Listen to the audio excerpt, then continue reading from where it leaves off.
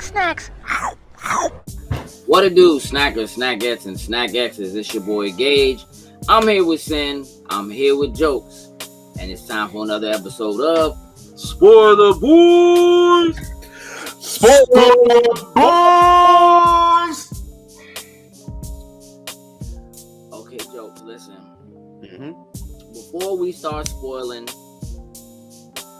episode 6 of season 3 of The Mandalorian, we need to just have a discussion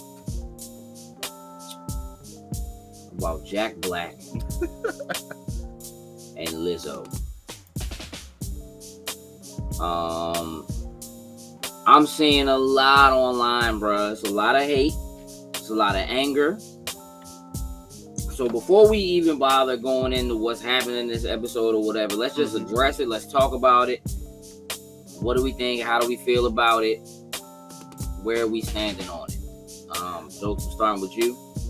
Hey, I was cool with it. That it was a fun little moment. I love Jack Black. Jack Black, of course, it seems like for the majority of all his characters, he's just always in his Jack Black form. I don't know. Plays Jack Black. Jack Black. So we got exactly what we could expect from him being in the spot for it. I thought Lizzo was cool. I don't know why people are giving so much hate. I know Star Wars typically doesn't do the I don't know how you say the celebrity cameo type thing. Like, I mean, they have stars in all of their stuff, so I don't know actually how you go about that. But listen, I thought it was fun. It seemed like this was one of those contained episodes, but not to say that we are not going to go back to the world and see them once again. But I thought they were cool in what they did. Sam? I completely hated it. No, it was fine. I don't get it. Like, people are so upset about it. Like, it was fine. It's nothing big deal. Okay, Jack Black and Lizzo were in there portraying some characters. Cool. Like, no big deal. Didn't bother me at all. I was like, oh, okay, it's Jack Black and Lizzo. All right, cool. It just got back to watching the show, just enjoying the show for what it was. Like, I'm not tripping off of anything about that whatsoever. I don't know why people are so upset about it. I think people are upset about it because Lizzo is not a good actor. And she wasn't a good actor in this. She did not do a good job. Look, she said her lines. And that's about all you get. And that's maybe all you can expect. So when I first saw her, it was like, oh, all right. Okay. Do you, babe? You know what I'm saying? Right. Paper. But I mean, I'll keep it a buck. Like, it was a little, it was a little rough listening to her because she's not, like, there's a lot of people who sing or rap or whatever that, they got acting chops. People been doing it for years. Method Man out there killing it right now. Power and more, Ice-T. Ice-T? Yeah, Ice-T been on it for a long time. He's Ice-T though, but you know what I mean? But it works because you do feel a certain sense of like seriousness / urgency melded in with the character. Right? Lizzo's acting falls completely flat. Like it seems like she's trying, but she's just kind of saying the words. You know what I mean? And she's presenting, and there's a part of me that feels like I almost wish they would have just let her be her. Be her. Yeah, just talk the way you talk. Like, here's the line. Say it the way you would say it. Right. You know what I mean? Right. Instead of trying to, because it sounds like she's reading it off the paper. You know what I mean? And it sounds very unnatural. That's the only complaint I have about it. Because, and here's the thing, I'm not mad like people are on the internet. Whatever, dog. Like, it really ain't that deep. But I do understand that, when you're doing something like Star Wars, this is not like putting her in an actual episode of CSI, which is basically what this episode was. But like, it's not like putting her in. You're putting her into a world where people are attempting to suspend their disbelief. We talk about suspending disbelief all the time. Yep. And I think she takes that away. I think that your suspension of disbelief is completely gone, not by her presence in a way by the presence of the two of them. But you can accept the kind of over-the-top nature in the world that they're living in kind of thing coming from Jack Black a little more easily than you can, Lizzo. Because even when she's like, we fell in love, like it doesn't even sound like she means it. And that, I think, just made it fall flat for people. That is a criticism that I understand and I can deal with. But I really feel like they just, she's playing the flute. Like, you just hear, as soon as they open the doors, you hear flute music playing in the background. And it's like, oh, okay. Somebody said, Lizzo, you should play the flute on this. And then somebody was like, since you're here, we might as well get you some lines and just throw you in a couple spots. You know what I mean? Look, it's obviously not that simple, right? Because this is not to be, cheeky or whatever, but like, it's not like Lizzo has a body that is the same body as everybody else. And when Star Wars makes you an outfit, they make you an, you know what I mean? Like when they do wardrobe for you, they do wardrobe for you. So clearly, you know what I mean? It took time and effort and thought and so forth that went into making her the character that she is and making her presentable within the world that we have. I do think a lot of the hate is unwarranted. I'm okay with people being like, I don't think she's a great actress. Cool. She never gets another acting job. I'm okay with that. The rest of the people being like, it doesn't even matter what people are saying. Just a lot of the rest of it, you're doing too much. Just, again, do what Sin did and just sit back and enjoy the episode. Just watch it and let it be, you know what I mean? Yeah. There's so much more going on in this episode than the two of them. And I do think that's the other part of the problem is that I think that their presence, for as short-lived as their presence is, ends up detracting, I think, a lot. Because you have a huge three-person, it's the two of them and it's Christopher Lloyd. Which Christopher Lloyd is great. He just is. He's great in this. He makes a great villain. You know what I mean? So I didn't mind him at all.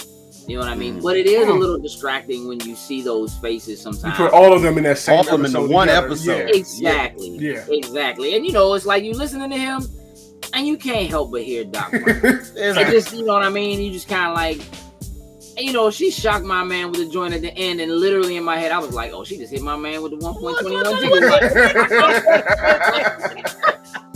But, Christopher Lloyd, as beloved as he is as Doc Brown, has played some of the best villains.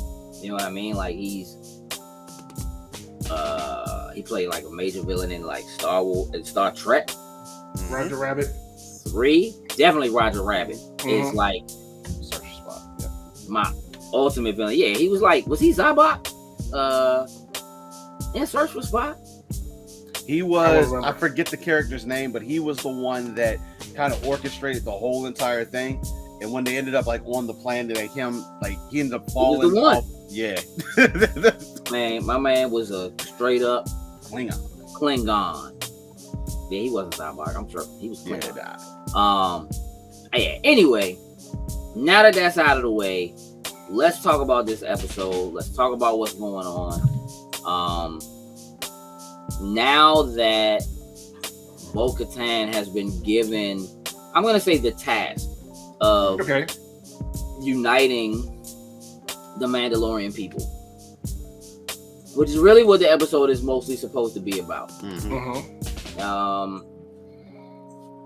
This episode starts with like you seeing what her team, no longer her team, is out there doing, doing that mercenary work. And so we open,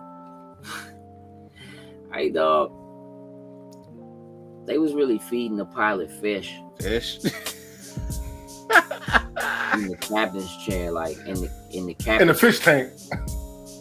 In the opening of this, which is cool. I mean, it's just one of the things I've never seen. You know what I mean? Like, I've never seen it. It's kind of cool to see that. And these two species that are warring species and have been at war forever, now they're there because the Mandos have been hired to come retake the son of the prince. And it's like, we ain't kidnapped nobody. Oh no, it's cool. I know you did it for love, right? But you got to come back. You got to come back. But you got to come back, brother. Yeah, we got paid. No, but I love you. And she was like, man, you don't get out of here, dog. Hey, I was laughing so hard. She knew what was gonna happen. I love you, but you got to get because they got shooting us down. Walk out of here. I can't mess this up for no fling, boy. Oh, they Mandalorians. They finna kill all of us if they don't get what they want right now. We can blow this whole thing up, dog. Which is funny because they were on their way to the planet that we first met them on. If you remember, the first time we saw Bo-Katan, he was on like that. It was like a fishing planet. Yeah. They were on that planet, and they were fighting all of them. That's where they were on their way to, dealing with that trade or whatever. And they were like trying to find ways to skirt around the trade routes or whatever. But also, that prince, I don't think they ever say his name in like one of the very first episodes of season 1.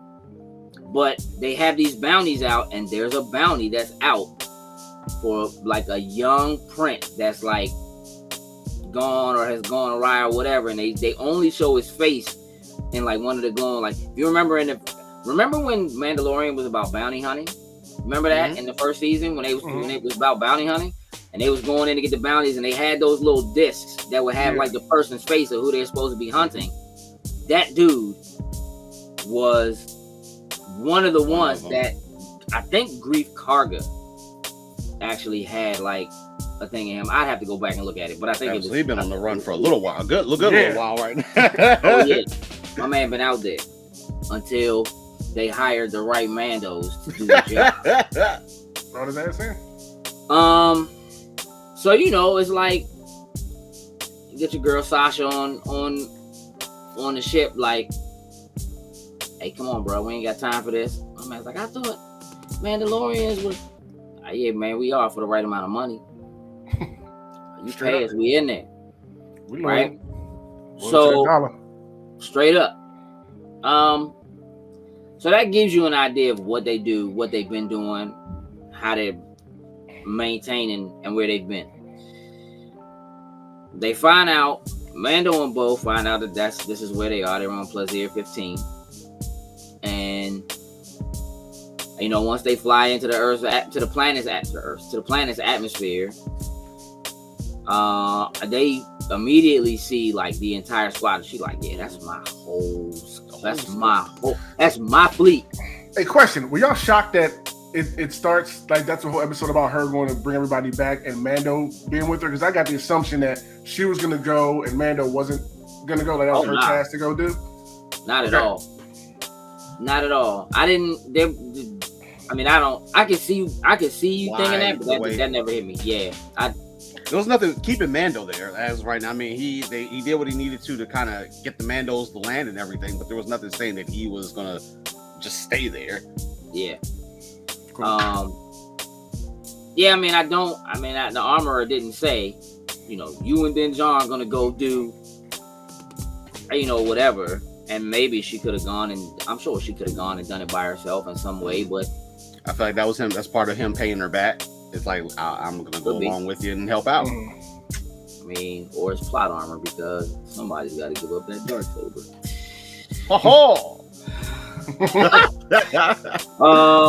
It didn't feel unnatural to me that they were together. It didn't feel unnatural. It just threw me off for a quick second. Like, oh, he's there. Okay, I thought, she was going to go by herself and go doing that type of stuff. But okay.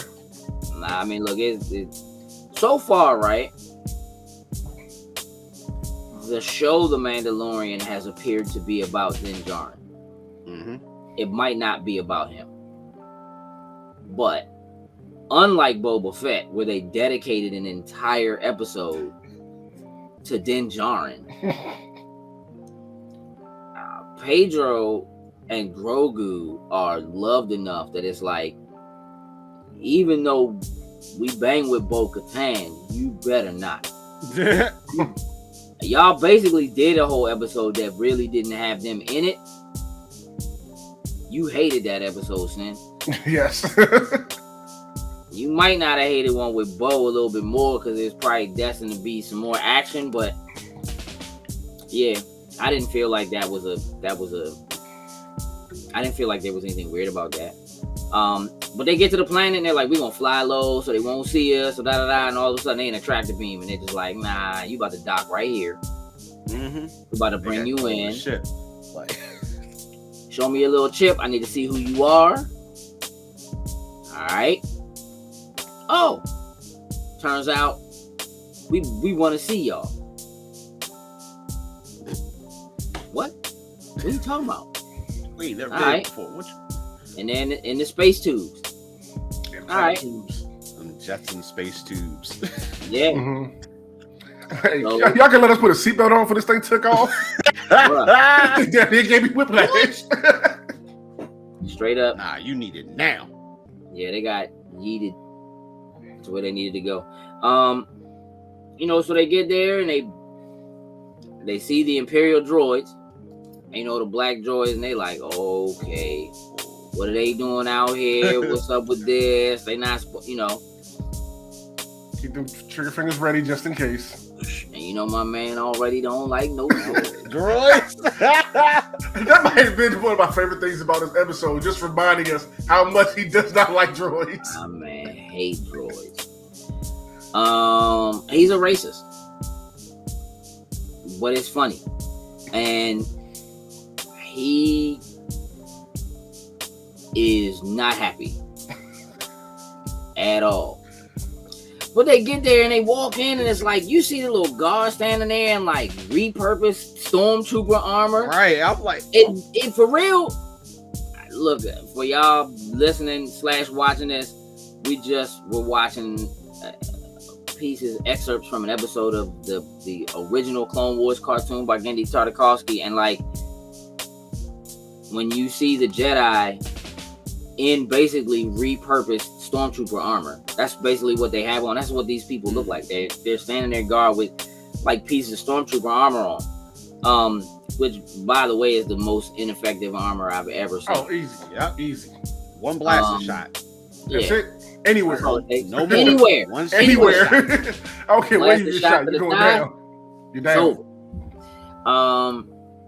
So they walk in and there's this grand party and all these people in there drinking the juice of some alien bath water. Yeah. What? What? I don't know if that's how they get drunk. I don't know, bro. Like, I'm good on that. Just water, please. Yeah. So they sit down and talk to Jack Black and Lizzo. Jack Black is a person who's come through the same rehabilitation program that we saw a few episodes back. He's a graduate from the program. He went to this planet. Lizzo's people have been in charge of this planet, or quote unquote royalty of this planet, for a long time, and they are elected royalty. So the people took a vote. They have a democracy, so they are royalty, but they do get elected, which is not real different from like Naboo, like because Queen Amidala was an elected senator, was an elected official. So basically they tell him, we brought you here for a reason. You want to see our Mandalorian army, which basically we're not allowed to have an army because of where we sit and what's happened with the Empire and the Republic. So we basically hire them as mercenaries to help keep us safe, because we're not allowed to have an army, which is a thing that's happened before. Again, there's a lot of draw between what the Empire was and what the Nazi Party was, and that same kind of thing happened here. We did that to Japan. We signed not a treaty, but we signed a document with Japan after they attacked us that was they weren't allowed to have an army. They weren't allowed to have a large military force. But it also kind of meant that we kind of had to oversee them. So we had bases that were placed in Japan so that our military force could oversee it, but they weren't allowed to have a military force. It's basically what happened. Which,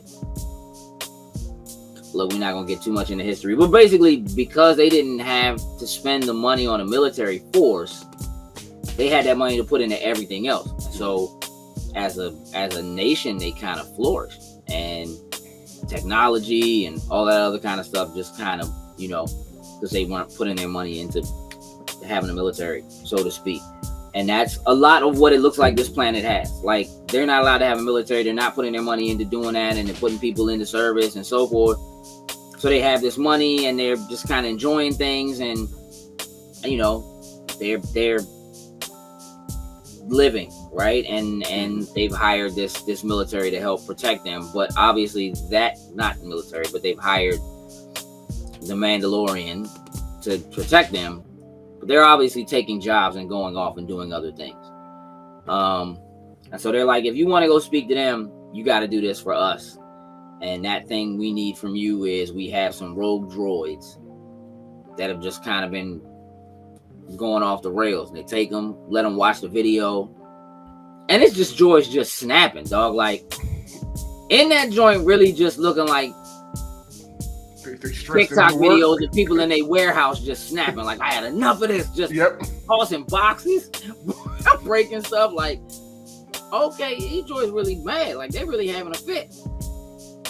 And she's like, man, I don't really look. You ain't going to talk to them unless y'all take care of this. Then what you want to do? My man said, you had me at battle droids. Right? I'm ready to murk all of them. I'm in. Let's go bust some droids. What you say, Joe? Now, when I heard them talk about the battle droids, we started actually seeing them on screen.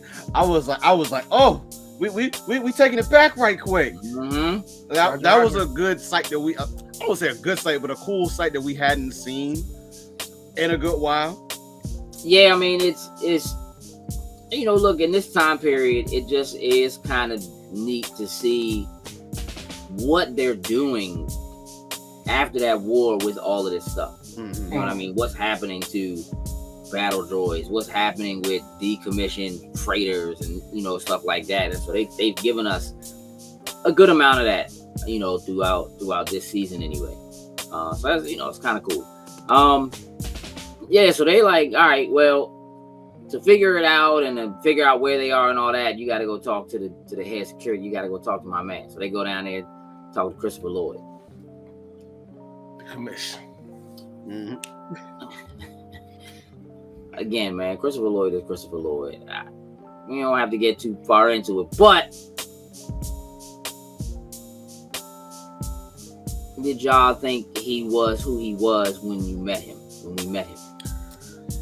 No, like I didn't.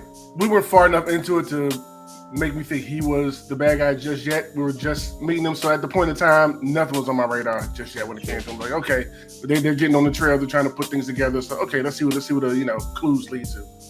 This is where it really starts to turn into like a CSI episode, when they're like looking at the footage and they're talking about it, and that's when it really started to hit me like a little buddy cop, kind of like CSI episode. Like, what are they doing? What's going on here? Jokes, what you think? I'm in the same spot. Like, I didn't see him as being the villain necessarily, even though knowing certain other roles they were in. But the fact that they had, Lizzo, Jack Black, and him all within the same episode, I'm like, why do you put all three of them together? So a part of me was like, okay, the three of them together are gonna be something. That was the initial thought. Yeah. Mm-hmm. Because these were just three names that's like, wow, you could have easily put them in their own each episode to do, but no, we put all three within the one show. So my man basically tells them we're keeping an eye on it. This is where they are. I can tell you where they are, but you got to go down and talk to the Ugnaughts. All right. We ain't seen them in a minute. A long time. In a good little minute. Jump down in the elevator. Come off, and here go Bo-Katan. Again, we on some good cop, bad cop. Like, I got experience. It's a little bit of like Rush Hour in this joint. She walking that joint. You need to tell us where the droids are. Man, I'm not saying nothing. Nope. He just letting her get carried. Because they really ignoring all of her. Yep. We down this joint working. He ain't got nothing to do with us. My man says, you will help us. You will tell us what we want to know.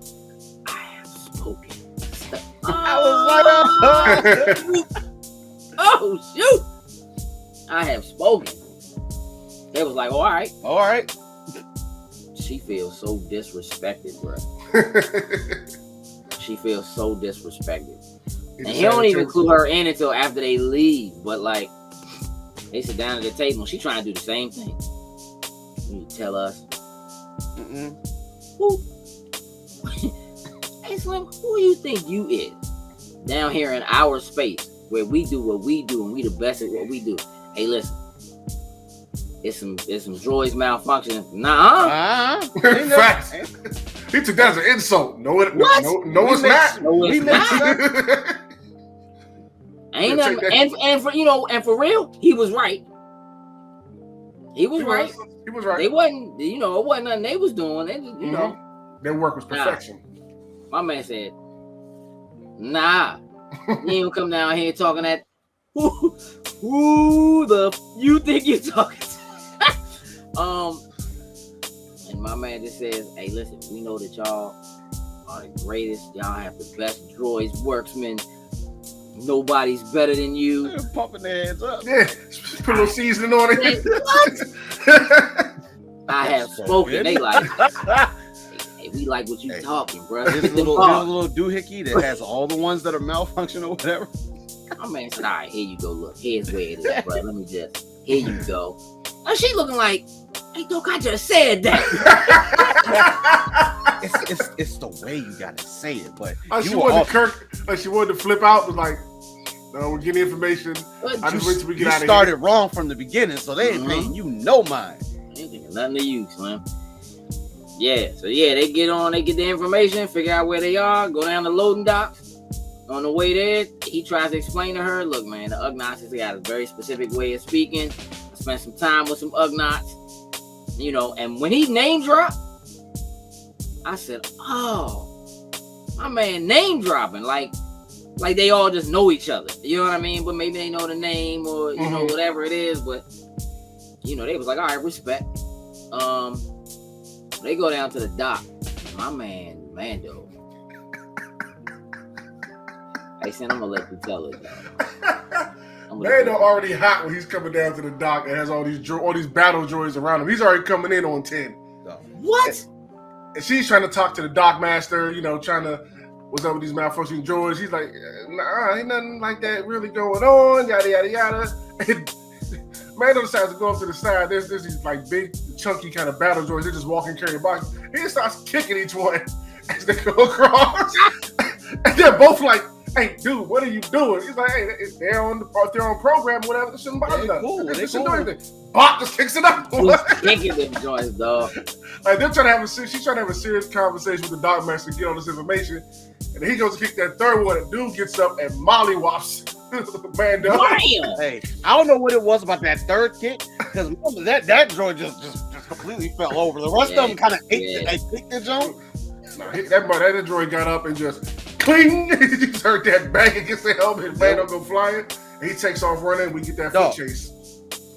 I had no idea that those battle droids were that agile. Listen to me, dog. I had no idea that they were that. I was like, hey, this joke is getting me quick.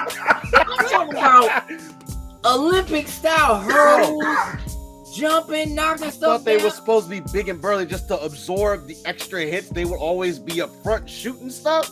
Oh no, they got hot feet. Apparently, bro, I've never seen. Dog, do you realize what kind of threat they really could have been? Just put them on the front line and have them walking and shooting, bro. No, dog. Have them run. Hey, Slim, they really could have been like the zombies in World War Z. Stormtroopers, bro. Just run. Can you imagine, bro? No, imagine them running at you, but then having the ones that the rolling, like the droid cars that were rolling with the terrifying. The combination of the two of them. He just running, grabbing stuff and chucking it at him. Right back in front of him. I'm like, why is he smart enough to do that? Like, I get the whole thing, but he's smart enough to pull stuff in the way and do all this. I'm like, y'all. No, he was really running. And I don't know what Slim did. What was he guilty of? He kicked the man. He punched the Mandalorian. He just took off. Hey, Slim, you ain't just gonna be kicking me. Yeah. Damn. Then his memory kicked in. Oh, that was a Mandalorian. Let me go. Straight up. Like, my man was running through the streets. They running all the people like, oh no, what do we do? They crashing through buildings. Oh, my Mando jumping over stuff. She jumping over stuff, putting the backpack on. Like, okay. That was a kind of a cool chase scene, bro. Yeah. Mm-hmm. Just a nice little on foot, let's run them down chase scene. And I thought back for a moment. I said, you know, the last chase scene I remember from one of these shows was when the Power Rangers was chasing in the Book of Boba Fett. And it was terrible. I thought he was going to Little Leia. Nah, I don't remember that. I don't remember Little Leia. We don't speak it. Oh, terrible, dog. They should have sent one of them joints to go get Little Leia. Cause she was out there juking them dudes. He We only had 3 episodes. He the what? Super quick. Hey, listen. Din Djarin did a stage dive through a window. As soon as I saw that window, I was like, he's going through that. Oh, no doubt. Yeah, No doubt. And straight shoulder tackled this joint. Mm-hmm. Jedi don't do that. Nope. Not to them. He put that thing down. Oh yeah. I think there's a we forget and they don't really tell us about it, but like the Jedi and the Mandalorians had a war. Like they fought each other in a war. Mandalorians really ain't no joke. Like they really do get down. Mm-hmm. And I'm talking about like get down against Jedi, get down. Mm-hmm. And I don't know if Mandalorians have are supposed to have some kind of like increased strength. Like I don't know what it is, but they're really like the Black Widow of the superhero group, the Black Mandalorians, if you will, that just like they just have special training. Cause like Din Djarin doesn't even have Mandalorian blood. Right. He just is a thug with training. He just out there doing it. Stage dives takes this joint down. They put it down, kill the joint. Now it's a crime scene. Straight up CSI. We scanning and looking for clues, and we found our clue. Now we got to go see what we can do with it. So Joe, they take it basically to the coroner. They have a droid in the coroner's office. Droid morgue. Let's do some digging and find out which the coroner is another cameo. I don't know her name, but I know she's a comedian. Okay. That's a fourth cameo. Yeah, I reckon there was a part of me that was like, okay, is this a previous Star Wars character? Like as I looked at her, I was like, there was a familiarity, but I was like, you either were like a walk-on person and didn't. But okay, now that you say that, she's a comedian. I can't think of her name. It doesn't really matter. Now we starting to do the CSI. Let's dig for clues and find out what we can find and zoom in closer. Oh wait, look, that's doing the whole blood the blood analysis. Yeah, trying to find what you got in here that caused the whole entire thing to go down. That was cool. It was okay. You liked it? It was all right. Like the little droid in there also went off. Hey, that was a red flag. The droid that after this whole entire thing we've been talking about this, the one droid that was, I was like, medical droid potentially, scalpel, all this type of stuff. I was like, I don't like where this is going right now. And then once they realized that the droid had the nano droids within his blood, oil, whatever you want to call it. Let's go oil. And they were kind of like, well, I wonder what else could actually have this, and is it still active or whatever? And it was like, we got our answer really quick. Yeah, it's illegal. What was it? Nepanthe? Yeah. Which is an actual plant. That's a real thing. But But yeah, like their oil has been spiked with a shipment of Nepanthe that is completely illegal to come in. Yeah, it had some nanobites was like thrown into it to mess it up.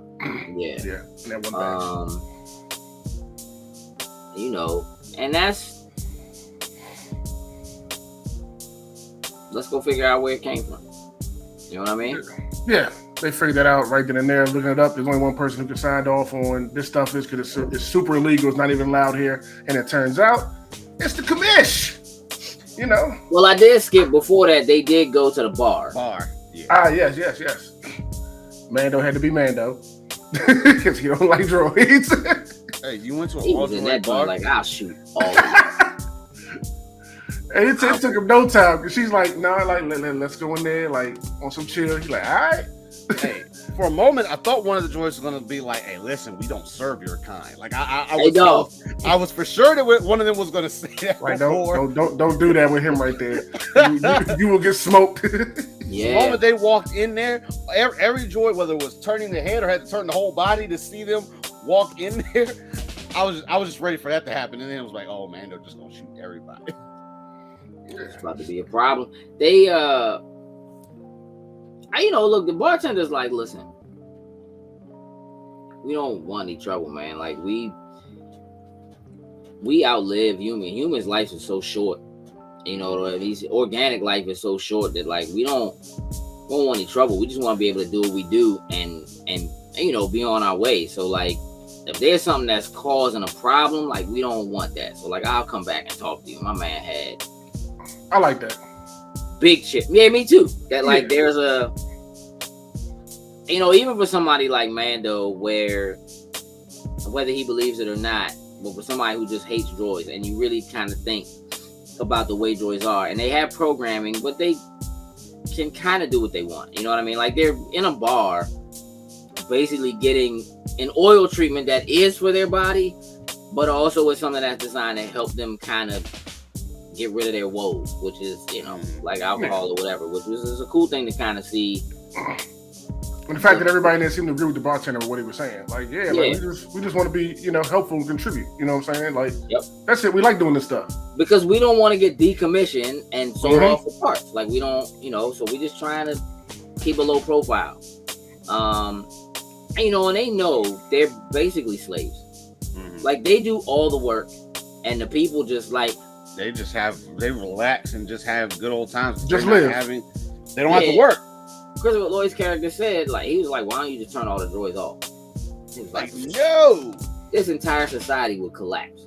They wouldn't know what to do if we turn off the droids. They don't know how to work. They don't know how to do anything for themselves. So you realize that there's a balance that's there that's allowing them as organics to live this lush kind of luxury life that is all on the backs of AI, on the backs of these robots.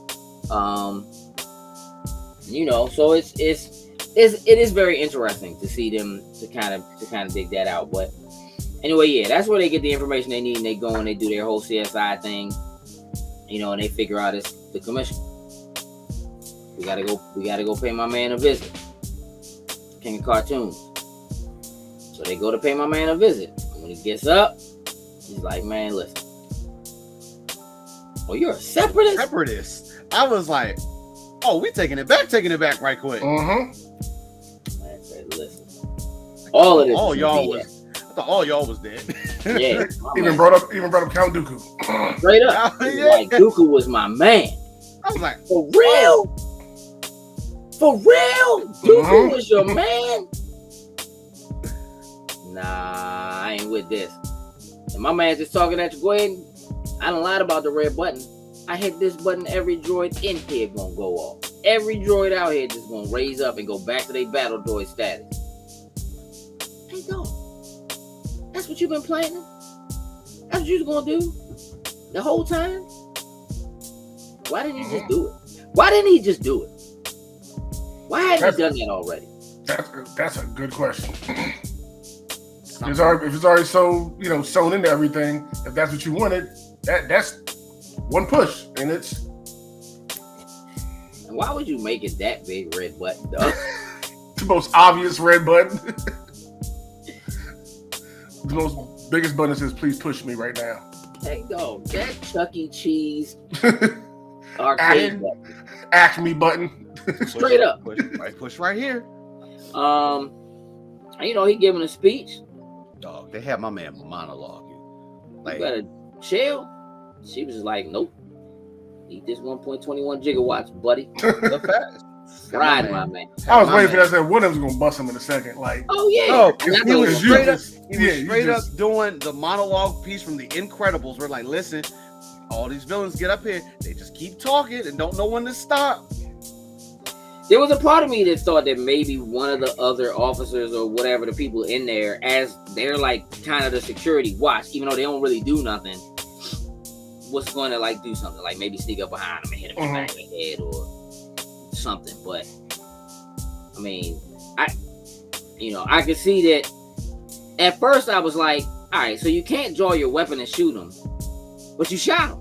So like, what's the difference? But of course, it's it's built in, so it's not like she's not drawing a weapon to do it. And, she's able to kind of get my man in the middle of talking that talk. So we get him wrapped up. We walk back in. Grogu is chilling with his babysitter, helping her cheat. Like, Grogu, what do you know better? We've only really seen this, man. So we've seen Grogu use the Force to spin a chair, float some food, chuck one guy. We got a head fake that he was doing something on the beach. Right. That he wasn't. And now, whatever their weird version of croquet is, where they're bouncing balls through hoops and off of other some kind of like some kind of lobster tail, and my man just cheating. But is happy nonetheless to see Dan come back. Like, listen, when she first was like, "Can I get the baby though?" My man Mando was like, he doesn't like people. Grogu's like, speak for yourself. Sardine jump. Like, she got snacks. My man said, I'll bust a flip for this joint. If there's one thing that is consistent about Grogu, is Slim be trying to eat. Facts. We have not seen Slim like scarf down whole eggs of a species or whatever. This joint, it really was killing off people's species. That was so great. He's trifling, dog. He really did try to eat a whole species. Hey, dog. The last of their kind. I don't care these Jones. Bomb. Just whole, bruh. Crush it. Dang. Yeah. So they go back and they solved it. They fix it. Now let's get to the good stuff. For real, for real. Y'all can go see him in the little tube. My man's like, you nervous? Yeah, a little bit. I just felt like he was like, got you. We're body all this. Right. I'm just gonna chill. I'm just gonna lean on something, and then when it pops off, don't worry, I'm there. They get there, man. And my man's like, he don't even have I'm not even getting up. She like, hey, Slim, you ready to come up off my fleet, though? Like, this ain't your fleet. My fleet. Won't bang with you. Oh, all right. Well, I challenge thee. Like, do you accept my challenge? Here's the thing. I like that he was like, what you gonna say? And she was like, I don't know. I'll figure it out when I get there. I really dug that. Like, not really going in with a plan. I don't know how it's gonna be. I don't know how hostile they're gonna be. I know them though. You know what I mean? Like, we ran together for a long time though. Like, I know them, so I'll figure it out when I get there. And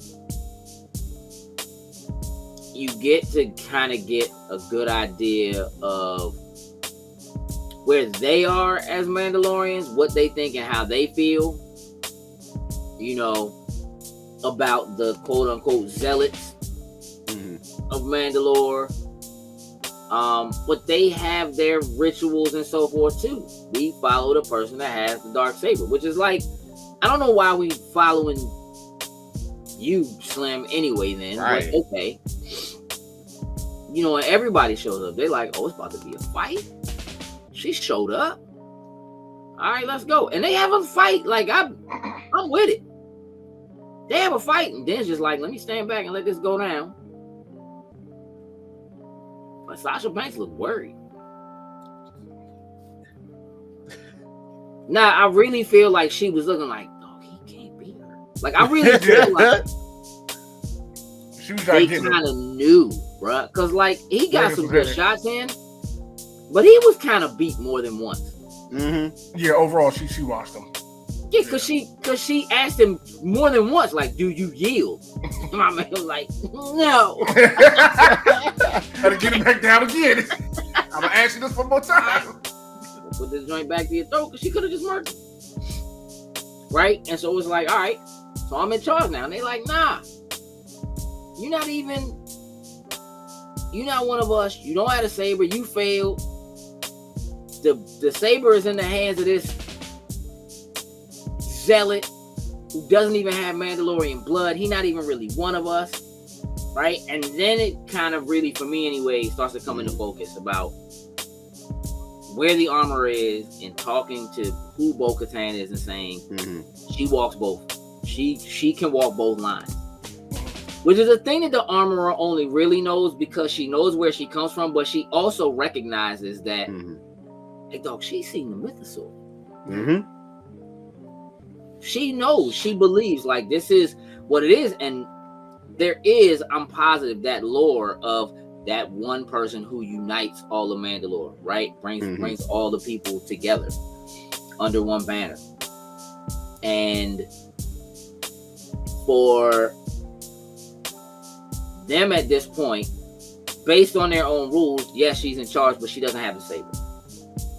I mean, like, you can have it. Again, can't do it that way. It doesn't work like that. You know, it don't work like that. And my man's like, nah, it's not a gift though. I had it. I got beat. She rescued me and killed and defeated the person that beat me when I had it. Does this not make it hers? And they all looked around, looked at each other like, so hold on. Y'all answer the question. Because here's the thing. I didn't think that's how it worked. I thought it was like a straight up, you gotta challenge that person to fight for to lose. I feel like the wording has always been combat. Not necessarily a challenge, but that you have to beat the person who has it in combat. And I feel like if it's just combat, then technically, I mean, the creature that she defeated wasn't wielding the saber. No, but he did have it. But it is the creature that beat him while he had it. Meaning that technically it then belonged to that creature. Which again, seems kind of fluke, but okay. And then, you know, again, she showed up and did that work. And look, what happened in the little coroner's office really only happened so they could show to remind you that he has the lightsaber. He has the dark saber. Because he used it for whatever reason, bro. Like, you got all them guns that can do all that shooting and whatever, and your aim is pure and true. And from a distance. When we started the season, you were sniping dudes into dust. You didn't really need to take out the dark saber and stop that metal. And that one, and this time that he did it, it actually didn't seem very difficult. It seemed like it was heavy. Nah. He two-handed it. Nah, he two-handed that joint and went through it. It was heavy. It wasn't like, you know, unlike the image behind you, Joe, where my man is holding that joint with the one hand. No, he two-handed it. Man, I was like, hey, listen, I need you to get this picture right quick. Held that joint up with two hands. Like, listen, I'm gonna drop my hand, and you're gonna have to just rapid fire those shots right quick. I don't know. Lean to the side real quick. Maybe he's using his he using like he's not. I'm about to say he using his thigh. He holding that joint up on his thigh like for some extra leverage. Yeah. Hurry up, it hurts. So they admitted, they're like, it does. It makes the saber hers. So he gives her the saber. She ignites the saber. And unlike the first time she was given the saber by Sabine, where she held it up above her head like He-Man, this time she just keeps it low, puts it out. It's like a very different version. A dope shot. It is. It's a dope shot of her with Mando standing behind her, kind of like the right-hand man. Like, And so the question now is the show about him? Or is the show about her? Is the title The Mandalorian? Is Mandalorian plural? For all of the Mandalorian? That's kind of what I'm thinking. That's kind of what I'm thinking. The play on the name to do, like, if they decide, like, hey, let's say Mando let's say the show gets like another 3 seasons. Like, I'm just throwing, like, say 3 seasons or whatever, and we shift the focus to Grogu. Maybe he finally to grow up. We get the full armor. Then at that point, technically, he becomes the Mandalorian. I mean, it could be shifted as whatever way they wanted to do, but I think how Sin said in plural sense, the Mandalorian is just speaking to the race. Yeah, I think if you had an episode like just about Bo-Katan and Din wasn't in it, it would still be the Mandalorian because they're Mandalorian. You know, just stuff like that they can play with. So I feel like there was something. We're recording this. It's the weekend of Star Wars Celebration. There's a lot of news and stuff that's coming out, and I feel like there was something about an announcement of them completing the Mandalorian with a movie. I did see that. So the Mandalorian movie is coming to culminate Din Djarin and Grogu Disney Plus arc from George Lucas's Apprentice. It has been announced at Star Wars Celebration 2023, which is currently happening in London. So they are going to do a movie. So the question is there another season and then a movie? Is this it? And then there's a movie? Is it coming to theaters? Like, I need some. I think it'll be another season than a movie, probably then. You think so? I think so. Let me see if there's any more information about that.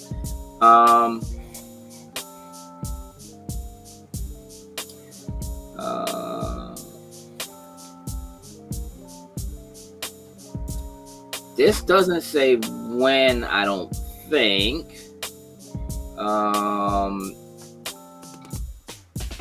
As for what to expect from the Mandalorian movie, it's safe to say that it will bring as many familiar faces to the big screen.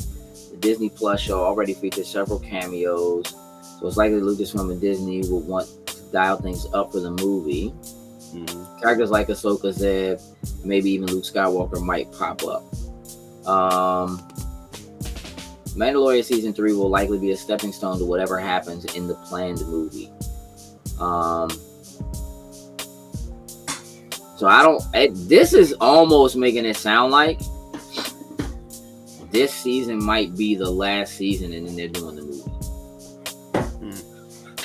That's kind of what it sounds like, but it doesn't look like they went really any more in depth other than it just saying that instead of wrapping up the show on Disney Plus, it will happen through the Mandalorian film that will be directed by Dave Filoni. So it's hard to say, right? But I do feel like it deserves it. Not mad at it. We have 2 more episodes? Yeah. Yep. So there's a lot that can happen in 2 episodes. And with the announcements that we've gotten so far from Star Wars Celebration with the Ahsoka and the Ahsoka trailer and Grand Admiral Thrawn and just all of that stuff that's coming in, that's building up, it does seem like that's the place, that's the way to do it. As far as this episode is concerned, ending this episode with the Darksaber in her hand with her in control of this entire fleet again. Like the idea of them flying back to Navarro, showing up with all the people, and then whether or not that means there's going to be some sort of dissension in the ranks, like still, like we don't bang with them, they don't wear helmets. We don't bang with them, they wear helmets. She still has to figure out how to bring everybody together. But in the two of them, in who Bo-Katan is and in who Din Djarin is, you have the two people. You have one person who's like wholehearted, like, I gotta go bathe. I will fly to this planet, find this joint, bathe in the waters. I am Mandalorian. I'm gonna be Mandalorian. Nothing's gonna stop me from it. Her being on that journey with her, having grown up there, lived it, even though she lived it, not believing in it, going away from the sect, dealing with Darth Maul running their people, coming, like, it's just like she been through it. Yeah, she's really been through it, and she's seen it all. And a lot of them who were Death Watch or whatever, like, they've seen it along with her.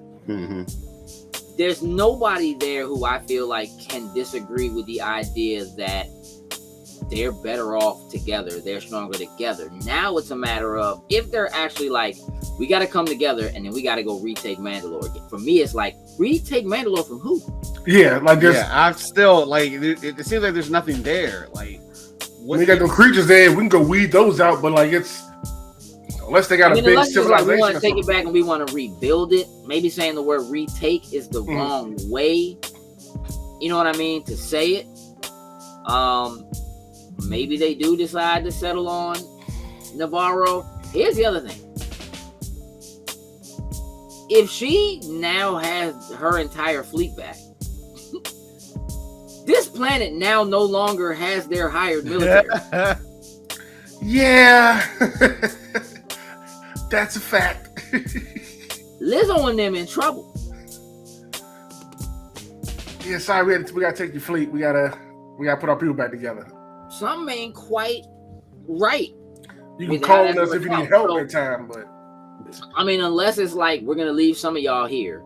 That's what I'm thinking. You know, to help them, to help defend them. But like, because again, I don't feel like they need all of them to be able to take back man. I don't. Again, what do you take? Who are you taking back Mandalore from? At the same time, you know, you do also have the main character of this show, who is essentially raising a Jedi, who their people fought in a war. You know what I mean? For a long time. Like there's so much happening to these people, with these people. Let's do something a little different. Let's make some predictions for next episode. What is the Armorer's position in all of this? I think she'll be happy to see that she went and got a bunch of them back. I don't think she's going to struggle as much as the differences between them, as much as some of the other ones most likely will. I think her seeing the Mythosaurus and believing in her, and we're going to have her go out and she can be part of both worlds. I think she's going to be on board with it. I think other people will struggle with it. That'll probably be what at least some of the next episodes about, at least. Are there other Mandalorians somewhere? Like, do they have to go get more? Probably. Are there more people to unite or find somewhere? Because it feels to me like they had dwindled them down, though, to like being basically non-existent. I think I still think there's another group, because like still talking about Moff Gideon and how they found, you know, the Mandalorian armor on the ship. You know, we all initially was like, oh, it's going to be that group. That's the one that was responsible for it. But I'm starting to think that either whether it's another small group, maybe it's just a couple. I think there's somebody else out there, and maybe they're going to be. The problem is Moff Gideon is going to show up and have a couple Mandalorians with him. Like the armor, as much as she since the beginning, it seemed like she's been the solid foundation for all of them. I still feel like there's going to be some type of twist there with the armor, whether it be her directly or maybe something indirectly, whether family, clan, something along the lines of it. I feel like there's going to be some twist that really is going to involve her, and why she's kind of putting Bo-Katan in the place that she is. So if like she's seeing this happen, she can step aside, and Bo-Katan really truly is that one that is the one. I don't know if she'll become her own armor per se, or if they have to look for the next. But well, the armor is kind of like their cleric. She's like kind of like the priest for their people. She, you know what I mean? She's like their pope, if you will. So she's not technically the ruler, but she's like the person in charge because she understands the lore better than everyone else and gives that advice. And yes, as an armorer, because of who their people are, she makes the things for them that make them who they are. Mandalorians are nothing without their armor. So she's responsible for that. Now, at some point, somebody else has to be coming up as an armorer. She got to be training somebody. Yeah. Because something happens to her. It's a wrap. They're done. I think that'll happen with all the new people that they've just, got. Somebody will step up. Some background Mandalorian will step up and, take that tutelage. All right. So we have 2 episodes left. And we have not seen Moff Gideon. Nope. Where is he? At the end of the next episode. Dang. I don't know. They'll probably show him. We only got 3 episodes. When we did the last joint, I was like, we only got 3 episodes left. He has to pop up. Like, you're paying this man, and he's on press tour with them. Like, he's doing the thing. He's doing it. Mm-hmm. He is the thing. So it's like, because if you have to take back Mandalore, who are you taking back Mandalore from? It's got to be Moff Gideon. Like, who else is there? Yeah. But what does that mean? Who do you have to fight? And does that mean, like you said, Joe, he's got his own rogue group of Mandalorians that, again, are or at least were following him because he did have the saber. Mm-hmm. That means that he was the ruler. Just like when they was following Darth Maul. They were following Darth Maul. I also feel like there might be something at play with Paz Vizsla because it's his ancestor that had it and ran for a long time with the Darksaber. So there could be something building there too. But it's, at this point, it's going to be interesting to see. And I'm still wondering what Grogu's part in all of this really is. Now, there are a couple of things that happened in this episode that are callbacks for me that I want to kind of just touch on briefly before we shut this down.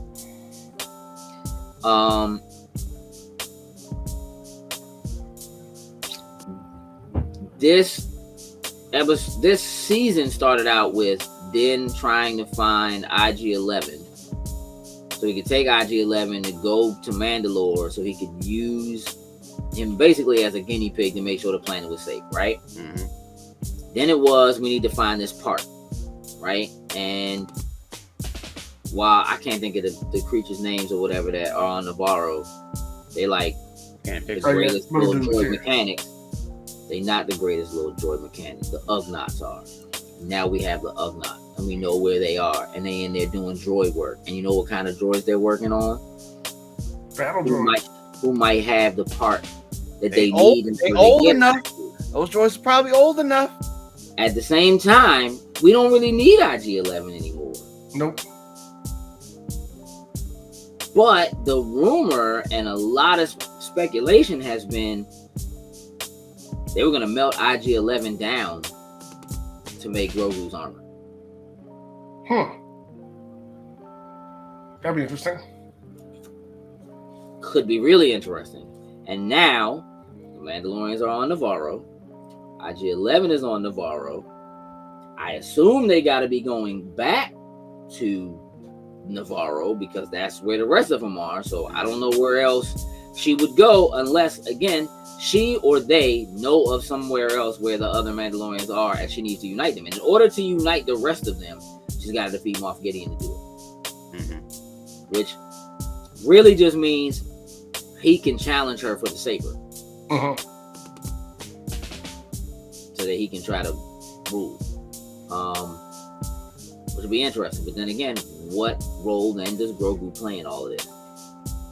That I think is the thing that's the most interesting to me. Is that like Grogu's really just there? Yeah, the season, yeah.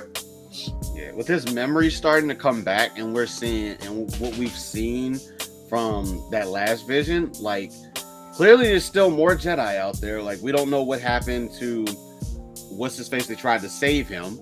Like if he got murked still back there on Coruscant. Kelleran, yeah. Kelleran. We don't know what came about of him. If he ever was looking for Grogu potentially, because clearly, like you said, Grogu is something to the point that they were trying to make sure that he got out of the Jedi Temple and was protected. Yeah, left all the other little ones there. He get slaughtered. Anakin slaughtered a whole bunch of them, but not this one. Save him. Well, there was the what was she, fifth sister from Obi-Wan. I mean, she was there when all that was happening. Mm-hmm. Everybody was there. No, but I'm saying, but she survived it, right? I mean, and a lot of them who ended up on that side of things were younglings at the temple when that happened. So, you know, or foundlings, younglings. It's interesting. It's interesting to see. I guess we'll just have to wait it out, see what happens on the next episodes. Y'all want to get us a grade? Sure. Let's do it. All right, Sam, you first. I got an 8. I really enjoyed the episode, so I'm sticking with an 8. Interesting. Jokes? I'm good with an 8 as well too. I think with all the grief that everyone in the world is giving about it, that's a small piece of what the episode gave to us. So I think I was at a 7 as I was watching it until the very end. She got the saber back and they had their little fight. I'm like, all right, we about to do something. So I think that pushed me back up to an 8. Okay. We're at an 8. All right, so look, we're gonna get out of here. We'll be back next Monday to talk about episode 7. This has been your spoiler boys for episode 6 of season 3 of The Mandalorian. See you on the other side. Deuces. Loading snacks.